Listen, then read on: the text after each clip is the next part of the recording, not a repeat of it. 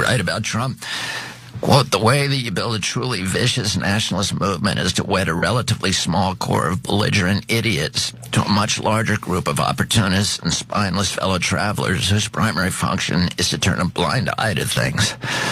We may not have that many outright Nazis in America, but we have plenty of cowards and bootlickers, and once those fleshy dominoes start tumbling into the Trump camp, the game is up.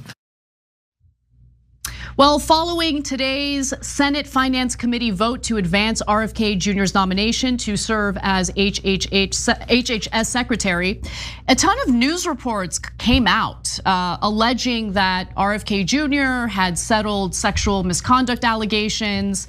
We're learning more about how much money was behind those settlements.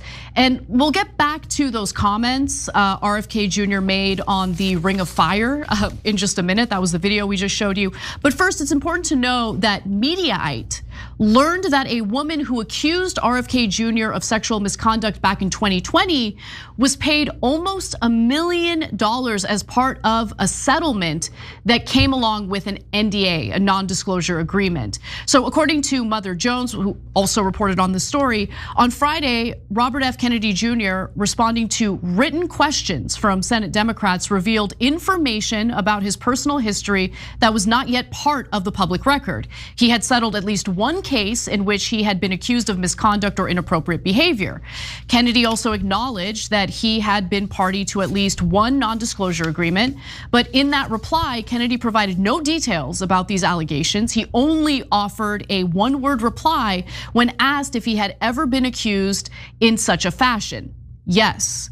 Now, again, Kennedy didn't provide Democrats with a total financial amount of these settlements, nor did he indicate that the misconduct or inappropriate behavior was. However, sources have told Mediaite that one of the women who accused Kennedy of misconduct worked with Children's Health Defense, an anti-vaccine nonprofit Kennedy served as the chairman of until he announced his run for president in 2023.